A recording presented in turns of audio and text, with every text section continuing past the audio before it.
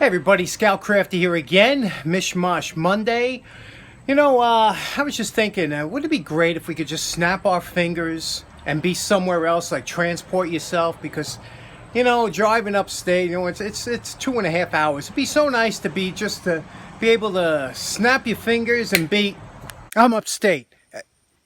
Holy cow! I went like this at home. Wow! Upstate? This is amazing. Home? This is crazy. Upstate? Wow.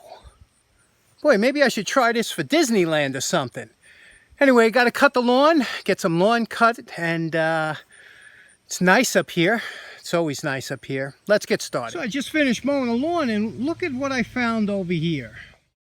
Can you see this? Mushrooms.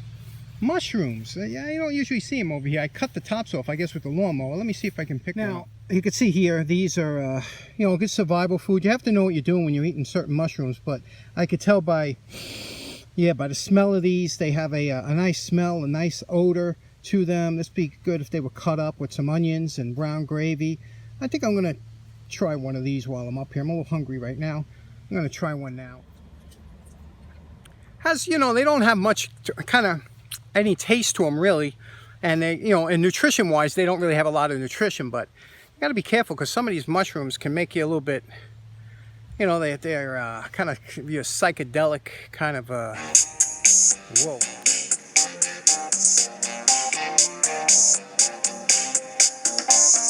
This is amazing.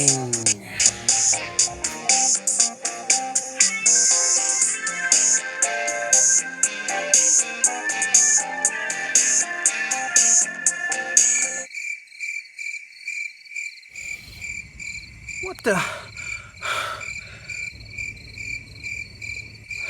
Oh, Jesus. Home? As my friend 805 Road King would say, that's enough of that. So let's see what we got down here today. I want to talk a little bit about folding rulers, because a lot of you seem to really enjoy Joe's folding ruler. So let's talk about the bigger size ones. Last week we took a look at Joe's beautiful Stevens & Company number 95 folding ruler with a caliper built in. Everybody loved this one, but these are pretty rare to find. You don't usually find them, and a lot of people ask about that line that was in there, what that is used for, and that's a good question. If anybody knows, please leave it in the comments, because I have no idea. Next up, if you're looking for a folding rule, these are the ones you'll usually see at flea markets, tractor shows, things like that. And usually this is a 2-foot folding rule. It opens twice, when it's a foot this way, and when you open it again, it's 2 foot. And you can see here the beautiful hinges, how they're put in there, and, just a work of art. And you can get these very cheap. A lot of times they might be a little bit dirty or something, but you see how nicely they clean up.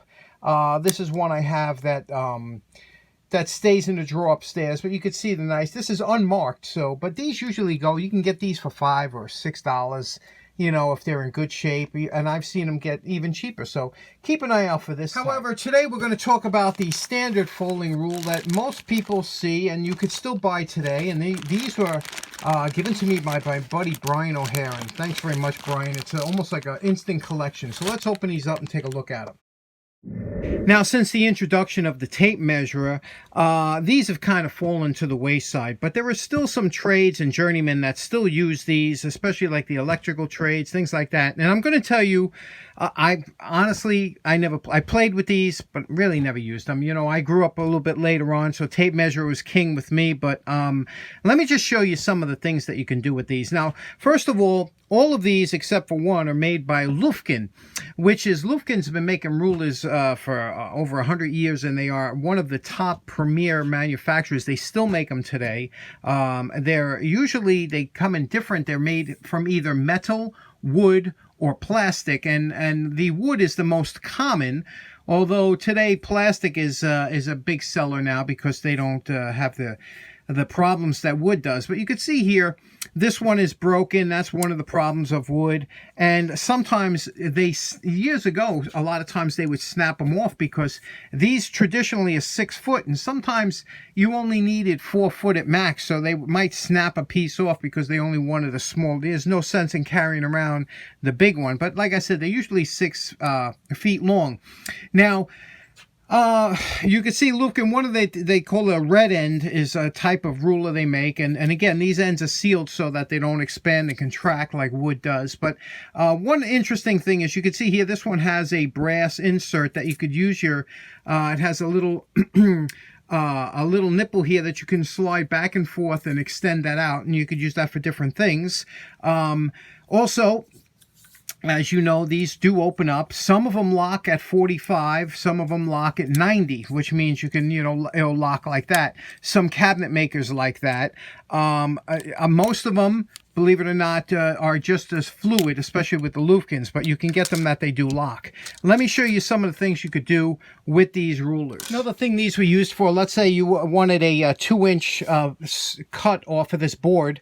You would put your finger here at 2, just like this, against the board like this, and then put your pencil against the end of it, and you could run it down like this, and that would give you a 2-inch straight line all the way down. That is exactly 2 inches all the way down. And again, it's for rough carpentry. You wouldn't be doing this for cabinet making or anything like that, but it did work. Now, 2 nice features of the higher end rulers is, like I said, it has this extendable brass insert that you can extend out. And another nice feature here is it has a hook on this side here. And you can pull this down like this and hook it on the end of something to get a measurement. Normally, you would have to butt it up and use your finger like this to get it, but this way you could place it here, hook it up to the end, and then take a measurement that way. These are a little bit more sturdy, obviously, than the as far as bending goes, than the tape measures. A lot of guys like that. But what a lot of these guys use these for are for measuring angles. And when you want to measure an angle or something, let's say you want to measure, especially electricians, they want to measure conduit, they will open this up here, and if they wanted to get a bend, let me show you what. Now, this is a 45, but we're going to pretend that it could be any angle. So what you do here is you take between your first and second one, and you measure your angle. Let's say it was a piece of conduit, and you measure your angle here, and you get the angle like this, and then you bend it at the next joint here, and you measure it along the top here, and you bring your corner up here, and you can see the outside corner will bring it to, it's 20 3/4 of an inch, okay? You could see there 20 3/4 of an inch. So now, let's say you fold up your ruler, you go back down to the job site, you want to you get that angle again. So what we do is we pull it out like this, we bend it down to 20 3/4 like that, okay? And then when we open it up again, that is the angle that we took before, and you can see that'll match up there. 90 degrees. Okay, so that's, and it will work with any angle. You just take the measurement. So that's one way that the tradesmen will have a lot of different uses depending on what trade. A lot of them like it because this is stiff enough that you could pass it through something and you could probe and see how deep something is. With this brass insert on the other side, you can use it for that. Is, for example, if we had this hole here, you want to see how deep that hole is. Now this is a through hole, but I'm going to put my finger over here and we're going to pass this in here and extend it until it stops. Once it stops, see, it won't go through anymore. You pull it out and you can see we can get the exact depth of that hole just by doing that. So that's a good feature to have for certain things. There's so many things you could use this for, but again, it's one of those things that if you don't use these type rulers, it's kind of hard to get used to it.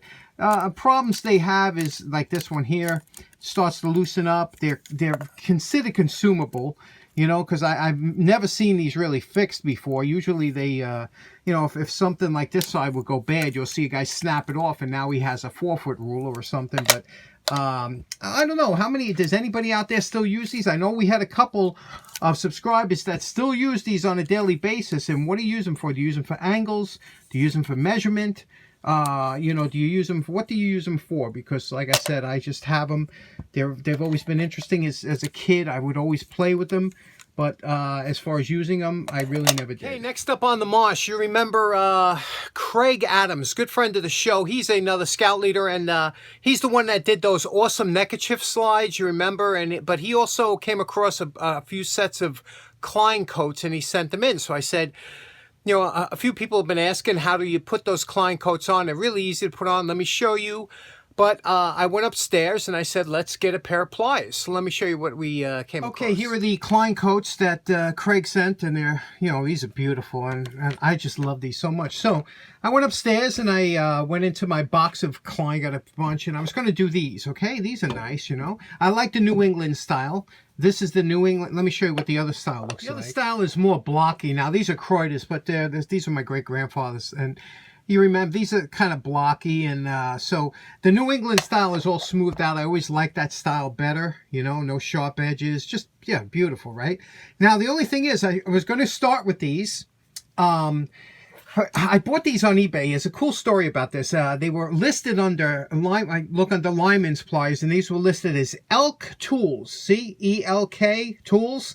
So somebody listed it under Elk Tools, and I said, and it was only like 20 minutes left on the auction, and I said Elk Tools, and I looked at it, I said, that's Klein, and sure enough, K-L-E-I-N, you see, it's there, it is, Klein. So I said, and there's the man on the pole, and I said, look at that. I said, they listed it wrong. So I bought it. You know, it wasn't expensive, you know, I think it was like $10 or something, but anyway, here's the key.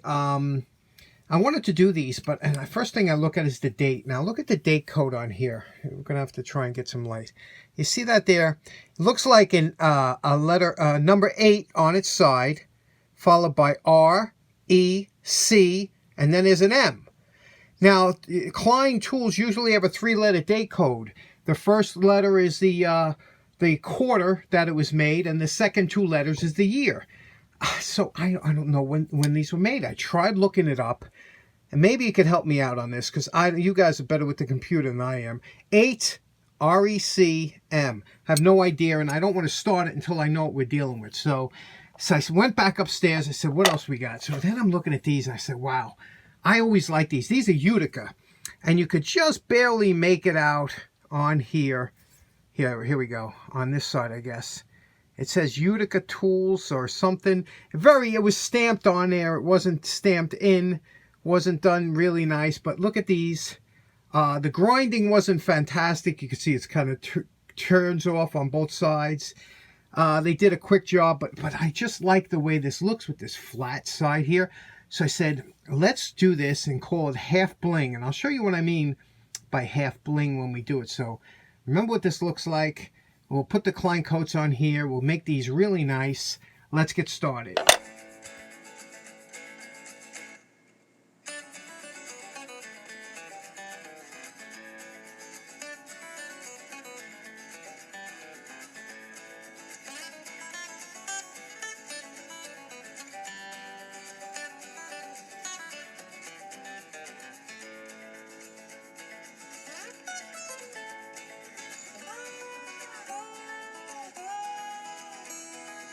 Okay, now that the pliers are all cleaned up and everything, you can see we did a nice job on here. I got a little surprise for you later, but we're going to put, now, a lot of people, when they're going to put the Klein-Koats on, they don't bother and clean the handles, but you know what?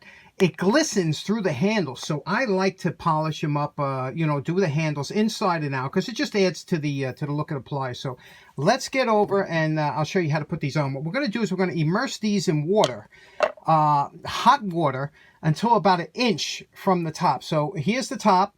So you're going to push this into hot water, leave about 1 inch hanging out, and that'll soften up. This is called tenite. It'll soften it up. Then you got to make sure you line up this point with the outside here and drive it on with a rubber mallet. Here's our hot water. It's tap water, but it's very hot, and we're going to leave this in here for you know, leave it in for at least a minute, minute and a half. Let it get warmed up, because that'll make it nice and supple. And then we're going to pull it out of there, shake out any water that's on the inside, and using the rubber mallet, we're going to drive it on to the bottom of the handles. Okay, now we have our block mounted into our vise, a good solid area. We're going to take the one handle out, shake out any water. We're going to put it on so that this side aligns with here. You see, this is important, because once it starts going on, you won't have a choice. Now, you put it down here and taking the rubber mallet. Here we're using a nice Craftsman vintage rubber mallet. And bang it on like this, and always double checking to make sure that this is lined up, because it's hard to change once it's on. Just bang it on like this, Just keep banging it, and you can see it'll open up a little bit, but it'll curve back down when we get lower. Okay, it's coming good. Now, if you see, you notice it's just a little bit over, you can move it just a little bit. Again, push it, bang it. Now, the reason you don't submerge this top inch in the hot water is because you're going to be banging on it, so you need that to be pretty hard. So we're going to bang it again a little bit more till it's fully seated. And that's as far as it'll go down. And there you can see we have it lined up nice. You can always turn just a little bit. Now, as it cools, it'll shrink a little bit, and we'll do the same on the other side. Now, because the Kleins have a little bit more bow to the inside of the handle, you get a nice tight fit up here. But with these Utica, because it's kind of a straight line, we have a little bit of a gap. So what I'm going to try and do is I'm going to try and take the heat gun, and I'm going to try and warm it up a little bit and clamp these down so that they stay down a little bit closer to the handle. But they're on there and they're solid. Okay, that worked out really well. And what we did was we hit it the top with the heat gun on both sides, and then we squeezed it in with our fingers like this and just held it until it cooled off. And again, most thermoplastics will move with heat, and you can see how nice and tight it is around the top there. It looks much better, doesn't it? And I'm telling you, these Klein-Koats are just beautiful, aren't they?